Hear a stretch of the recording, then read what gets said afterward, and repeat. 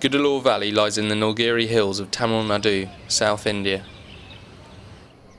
Like many parts of India, huge tracts of land in this area are planted with a single commodity, a substance second only to water in its volume of consumption around the globe: tea. Thousands of lives are governed by and structured around its production. The tea pickers, however, are finding it increasingly difficult to make ends meet in a globalised market economy. In response to this struggle, a group of activists in Gudalur have embarked upon a new grassroots initiative called Just Change. It is a trade network amongst the indigenous adavasi people of that area that aims to push the much-fated fair trade movement further by forging direct links between producer and consumer communities both within India and across the globe. The awareness about fair trade, and therefore the corollary that should mean that an acceptance that there is unfair trade, has been enormous. But the concept of solidarity, which was at the heart of fair trade as it existed before labeling started, has somehow been lost. So it's possible for you to buy a fair trade product without necessarily having any sense of engagement or involvement with the producer community. When we talk about trade, what are we talking about? We're talking about somebody who has something to sell, and you have somebody who wants to buy that something that is up for sale. So it's a trade by two parties. In traditional times, this would have been very simple because trade took place within very narrow geographical boundaries, and so it was possible for the producer to directly trade with the consumer. But today we've got into very complex societies. Our needs are very complex, and so it's very difficult for a producer to be in touch with the consumer, or for a consumer to be in touch with the producer. And it is in this context that we have tried to develop Just Change, pushing the boundaries of fair trade as an alternative system under which we conduct our business, under which we run our economies.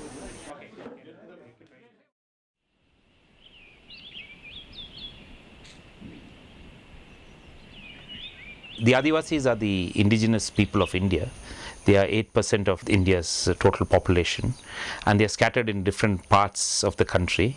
And these are people who have consistently retreated whenever outsiders came into the area. But they no longer have any place to retreat since forests have been decimated and their livelihoods have been threatened. And so when outside communities started coming into the area, claiming that the land belonged to them, Adivasis didn't resist it.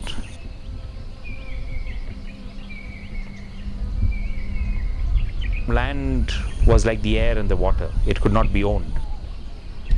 And so subsequently, when the land was surveyed and was partitioned to tea estates and other people, even at that point Adivasis did not claim the land.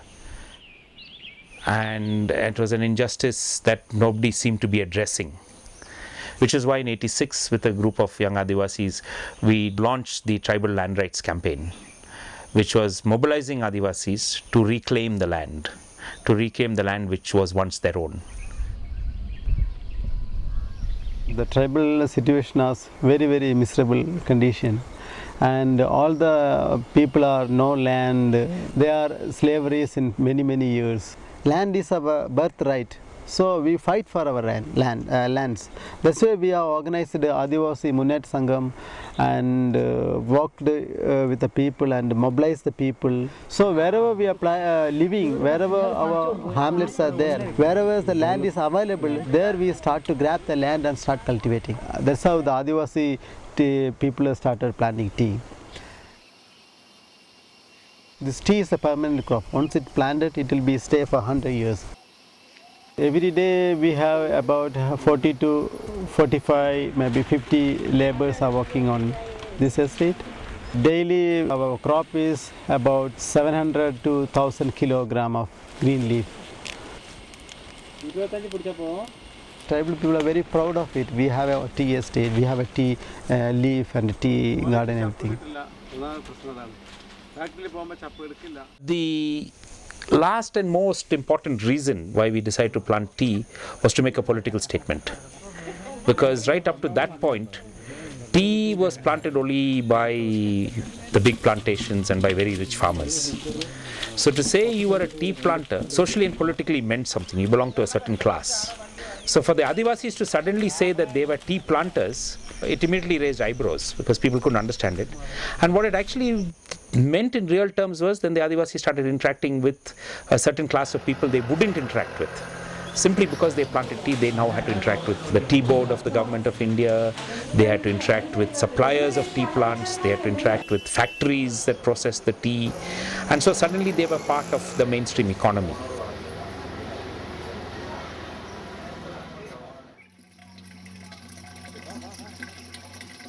But in 91, when the government of India decided to go down the route of liberalization and globalization and opening out the Indian economy, we read the writing on the wall. We realized that it would have its own impacts on the pricing systems and what would happen to the price of tea, and it would become vulnerable like other crops to global fluctuations in the market. And there's a colleague, Ramdas, who joined our team around that time, who raised a very pertinent question. He said we have catapulted the Adivasis from a local wage economy into a global market economy, and have therefore in many ways made them more vulnerable. In the past, if a landlord did not pay an Adivasi a just wage, it was not very difficult for us to mobilize 200 people and go and grab this landlord by the collar and demand that a just wage be paid. But now when market prices collapse and the price of tea collapses, where do we go and protest? Who is this market force whose collar we must catch and demand that a fair price for the tea be paid? Even the government pleads a helplessness and says we can't do anything, these are market forces. And that's when we started looking for alternatives or options. And in the early 90s we came across fair trade for the first time.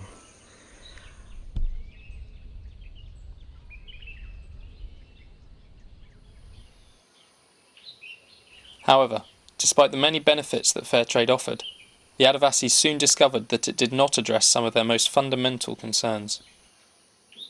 One evening after a meeting with the fair trade group, we were walking back, and Boman, who is now the secretary of the Adivasi Manatara Sangam, said, "Dan, I haven't quite understood this. These people are buying our tea out of solidarity with us, isn't that right?" I said, "Yes." And he says, "So these people are actually our friends, they're doing this to help us." And I said, "Yes." But then they also said that these people are paying more for the tea than if they bought tea from the regular shops. So I said, "Yes, that's right, that's how this works." And Bowman exploded and says, "But that's not fair." He said, "These people are our friends, they should pay less for the tea, not more." And so Bowman in one stroke brought in a completely new element into our concept of what is fair. He brought in the element of relationships. That relationships are also important in a market, and not just the rupees and paisas or the pennies and pounds. That relationships are important and they should play a role in determining price, in determining how we operate our markets.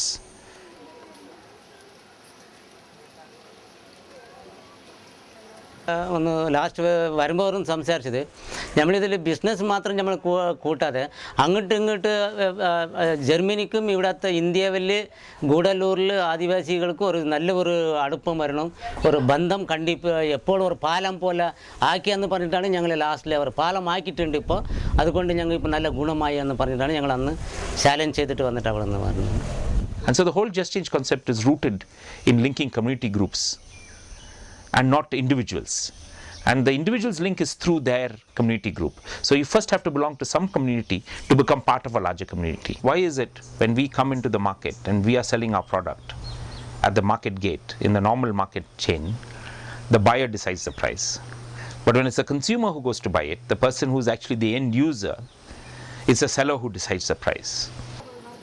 In this whole Just Change process, what I've really enjoyed all these years has been when we're talking to a consumer group, whether it's in India or in the UK, is asking the consumer group to decide the price. When a community group or the consumer has to decide the price of a product, they then are forced to study the product. They have to learn about the product, which you don't have to do in the market. Because in the market, you're just comparing different prices and then you choose your product. And that process of informing yourself about the product helps you to understand how the economy works. And then your choices or your decisions you make become very, very different. അപ്പോൾ കച്ചവടം ഇപ്പോൾ വന്നിട്ട് എന്തെന്ന് വെച്ച് കഴിഞ്ഞാൽ ഇപ്പോൾ നമ്മൾ കച്ചവടം ചെയ്യുമ്പോൾ ആ കച്ചവടത്തിൽ വന്നിട്ട് ഒരു ന്യായമായ കച്ചവടം ഇവിടെ നടക്കുന്നില്ല. അതുപോലെ ന്യായമായ കച്ചവടം നടന്നാൽ തന്നെ വാങ്ങിക്കുന്നവനും വിൽക്കുന്നവനുമാണ് ഒരുപാട് ഇതിൽ കഷ്ടപ്പാടുകൾ ഇതാകുന്നത്. എന്തെന്ന് വെച്ച് കഴിഞ്ഞാൽ വിൽക്കുന്നവനക്ക് വന്നിട്ട് ന്യായമായ ഒരു വില കിട്ടുന്നില്ല. അതുപോലെ വാങ്ങിക്കുന്നവന് വന്നിട്ട് ഒരുപാട് വില കൂട്ടിയാണ് വന്നിട്ട് സാധനം വാങ്ങിക്കേണ്ട ഒരു സ്ഥിതികൾ വന്നിട്ട് വരുന്നത്. കൺസ്യൂമറും പ്രൊഡ്യൂസറും വന്നിട്ട് കൂടുതൽ ലിങ്ക് ചെയ്തുകൊണ്ട് ജസ്റ്റ് ചേഞ്ചിൽ വന്നിട്ട് ഒരു നല്ലൊരു മാറ്റം കൊണ്ടുവരാൻ നേരടിയായിട്ടുള്ള ഒരു ബന്ധം കൺസ്യൂമർ ടു പ്രൊഡ്യൂസർ. അപ്പോൾ ഇത് വന്നിട്ട് ഇടത്തട്ടുകാരില്ലാതെ വന്നിട്ട് നേരിട്ട് അവർ വന്നിട്ട് രണ്ടുപേരും കൂടി കച്ചവടം ചെയ്യുന്ന ഒരു കമ്പനി ആയിട്ടാണ് നമ്മൾ ജസ്റ്റ് ചേഞ്ചിനെ ഇത് ചെയ്യുന്നത്.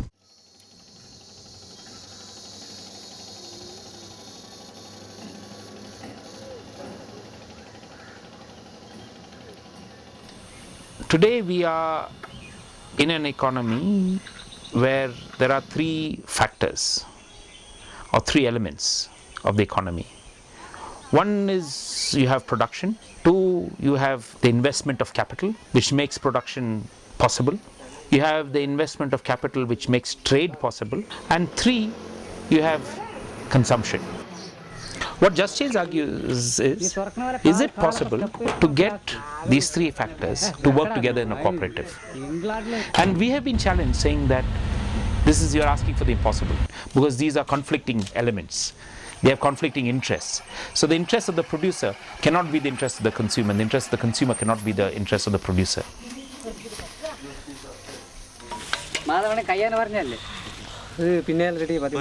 This is because we have reduced the notion of interest to profit. We have reduced it to money.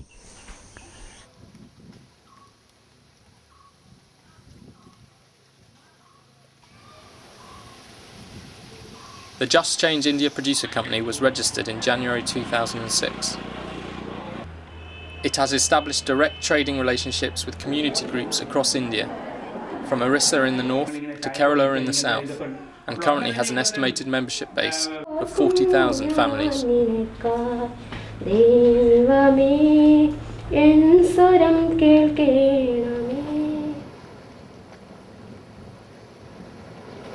Just Change has also begun to forge links with groups and organisations in Europe. The tea is shipped to Felixstowe, on the east coast of England, where it is collected by Just Change partners, the Northern Tea Merchants. Just Change basically first of all brought over 5 sacks of the Pariagro Nilgiri tea, which turned out to be A, very good quality tea, and B, ideal for making good quality tea bags with.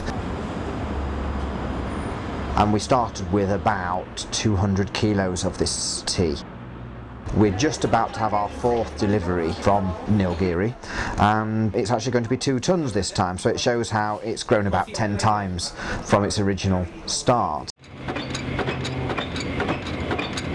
The role we play in the chain, if you like, from bush to cup is we are the UK processor of the tea. Technically we don't actually do anything to the tea, we simply break it up from its 40-50 kilo sacks and put it into tiny little sachets that weigh about 3.125 grams each.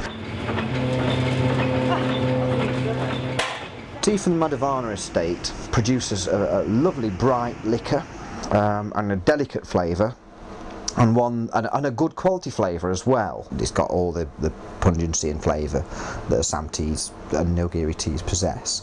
It processes beautifully, it's a CTC, the leaf size is uniform, it's ideal from my point of view. As Nilgiri teas go, it's a fantastic tea. The tea is then distributed and, most importantly, sold. And the selling of the tea is getting people to buy into the whole Just Change network's idea of fair price for a good quality product, but a fair price throughout the whole system. So the pickers get paid a good rate, the shippers get paid a good rate, the processors get paid a good rate, the customer gets a good quality product. Everybody's happy. One of the ideas with Just Change has been to try and see whether we could use our products to help create jobs in the UK. Because when Mari and I came in 1994 to do a study of poverty in the UK from a southern perspective, what we were struck was by the fact that these people are drinking vast quantities of tea.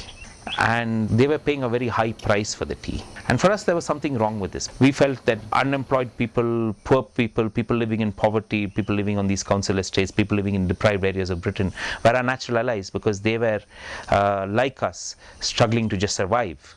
And the system has excluded them in a variety of ways. So with these people drinking these vast quantities of tea was when we thought, why not link us as producers of tea with them as consumers of tea. In March 2006, a group of Adivasis travelled to the UK, and we met two members of the Marsh Farm community, which is a council estate in Luton. For every story that Marsh Farm had to tell about themselves and their history, we had a corresponding story. And these similarities led to us very quickly establishing relationships with Marsh Farm. There's fair trade and there's just trade. In a just trading arrangement, nobody individually should be getting rich. Simple as that. You know? A just trading arrangement is that you've got the supplier, you've got the producer, and everyone's making a living with no one making a killing. And that's what Just Change brings to us. It brings, because it's community to community, the economics become rational, and all of a sudden you can put the tea bags out at prices Marsh Farm people won't be able to not afford. When you get a bigger area, a community, like we've got a community of thousands of people, thousands of households, and that's enough for a foundation for a economically sustainable sort of exchange going down there. You know, what Just Change you're into, this community to community, direct community to community link. We've been developing our own version of what we call globalisation, like local to local links. Global links, but local to local, so global. And it's just beautiful that we're all, with our background of squatting, occupying, organising, producing, it obviously brings you to the same equations, and you start looking for global solutions rather than just ones at home, and that's just got to be good for the world, bruv, that is, you know.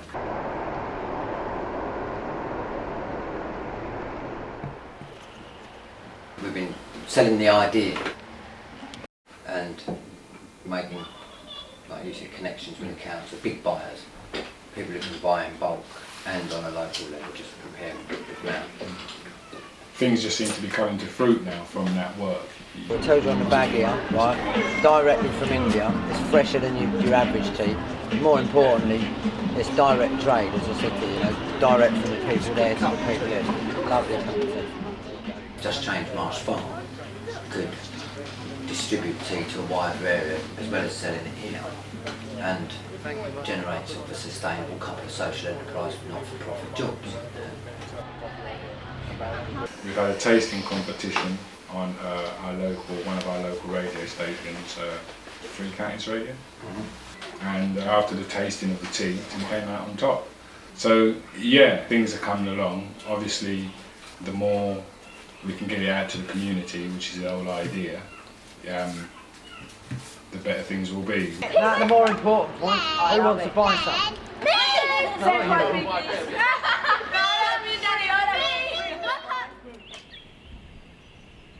I think it's very exciting times ahead for what could happen in the UK.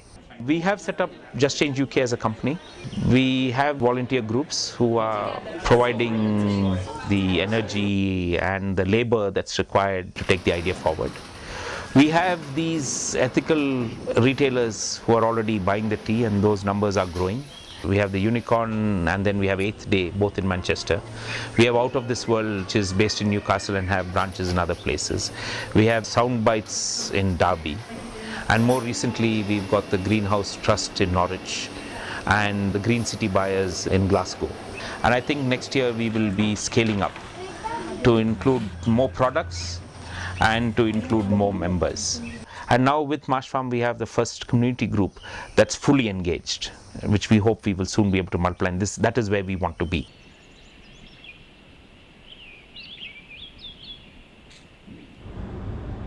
I don't think it just has the capacity to, the ability to succeed. I think it is succeeding. If you look at the volume of tea that has been brought over alone, we started with 200 kilos, we're now at 2,000. So there's a 10 times growth there, and Just Change have been going 5 years, 6 years now, and so that's a lot of work, and that's a big growth in a short amount of time. And normally things tend to grow because they're working well, and someone's pushing, and they're pushing in the right direction. The way our economy has developed, it's in the interest of the economy that we do not function as social animals. We become extensions of machines, and we have to function a bit like machines. And it's in the interest of capital that we don't gang up. It's in the interest of capital that we engage with the system as individuals and not as a collective and not as a community. We are now at a point of time where we are presented with a unique opportunity to push these boundaries, to create a completely different way by which we do business, to change the structures under which we do business, to change the relationship between the owners of capital, between the producers and the consumers. Trade is the key to everything. Trade's the foundation to everything we do, everything we eat, and the sustainable model's rising at the same time as the unsustainable model is running itself over a cliff. I don't think it's idealistic, I think its time is now. And that's why Just Change India, Just Change Marsh Farm, its kindred spirit is connecting thousands of miles apart, totally different language, stand out to sort of translate, but the message, the words, the spirit of what they were saying, it was just exactly the same. We felt like these were our people. They are our brothers and sisters because they have the same history, they have the same values. And I think this is going to be the most exciting part of Just Change. This new concept is very, very important for poor people, especially the tribal people. Now they become a owner of the land and owner of the tea gardens. That's important for them in their life. And if it grown successfully, definitely some change will be happening in the world. I think the vision of Just Change is idealistic, but the steps we are taking to making that vision a reality are very, very pragmatic. Today we are in a position where it is possible to create a global system. If we can create a global economy as we have done, we should be able to create an economy that is just and not an economy that just benefits a few.